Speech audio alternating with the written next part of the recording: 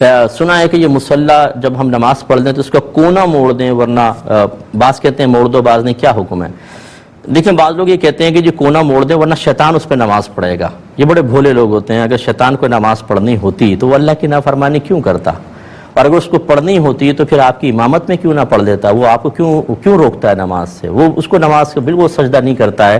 کونا موڑنے کا کوئی فائدہ نہیں ہے، نہ اس میں کوئی شرعی طور پر حکم ہے۔ ہاں اگر کوئی کرے بھی تو کوئی ناجائز نہیں ہے، ٹھیک ہے نا، اس کو منع نہ کرے، ٹھیک ہے بھائی تم کر لو اپنی تسلی کے لیے، لیکن اگر آپ سیدھا بھی بچھائے چھوڑ دیں تو کوئی جن وغیرہ آ کر یا شیطان آ کر اس پہ نماز نہیں پڑھے گا، وہ نمازوں سے بھاگتا ہے، نہ کہ آ کے سجدہ ریز ہو جائے۔ ایک انہوں نے کہا کہ جیسے کہ سنا گیا ہے کہ دوران اذان کچھ نہیں پڑھ سکتے، تو کبھی ایسا ہوتا ہے ہم فجر میں اٹھتے ہیں، دور کی آوازیں آ رہی ہوتی ہیں اذانوں کی، ہلکی ہلکی، قریبی مسجد کی نہیں آتی، تو کیا ہم دعائیں پڑھ سکتے ہیں؟ بالکل بہن پڑھ سکتے ہیں۔ وہ تو اس لیے ہے کہ آپ کوئی ایسا کام نہ کریں کہ ایسا لگے جیسے آپ اذان کی پرواہ نہیں کر رہے ہیں، وہ دعوت دے رہا ہے حی علی الصلاح حی علی الفلاح اور آپ اس کی دعوت سے اعراض کر رہے ہیں، منہ پھیر رہے ہیں۔ یہ منافقین کا طریقہ تھا۔ اس مشابہت سے بچنے کے لیے علماء نے یہ بیان فرمایا۔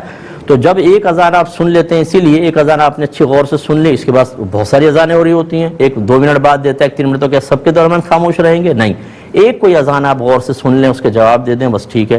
اور جیسے کہ آپ کہہ رہی ہیں ابھی اپنی مسجد کی اذان نہیں ہوئی، قریبی دور سے آوازیں آ رہی ہیں، آپ دعائیں وغیرہ پڑھتی رہیں، جب قریبی اذان کی ہو تو اس کو غور سے سن لیں۔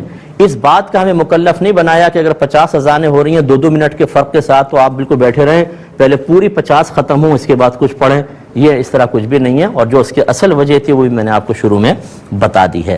ایک انہوں نے کہا کہ یہ چاند گرہن ہوا تو گھر والوں میں سے کسی نے فتویٰ دے ڈالا کہ بالکل سیدھے لیٹنا، دونوں میاں بیوی، اور لوہا کو ہاتھ نہ لگے، اور ہم نے کر لیے۔ صحیح ہے، یہ بالکل کچھ بھی نہیں ہے، یہ جہالتیں ہیں ہماری۔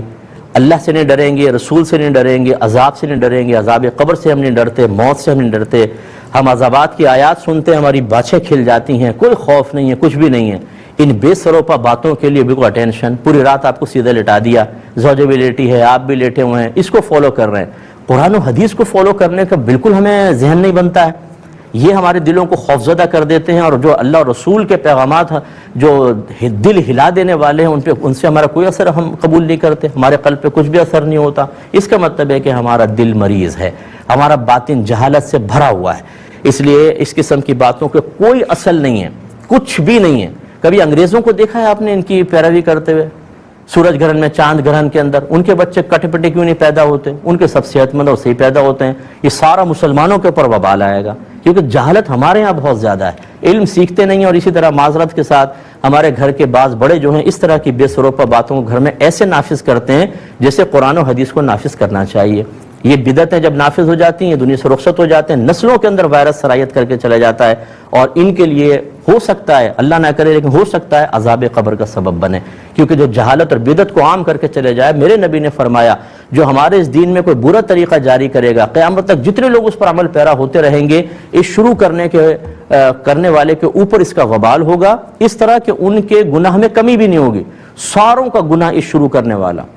تو گھر کے سرپرست پہ کتنی بڑی ذمہ داری ہے، اور یہ قرآن اور حدیث بیان نہیں کریں گے، اس طرح کی بے سروپا باتیں ساری رات آپ کو سیدھے لٹا کر رکھا، اور پھر اب بچہ بڑا صحت مند پیدا ہوگا، کیا گارنٹی؟ کہاں سے پڑھا تھا بھائی آپ نے؟ نہیں سنی سنائی باتیں۔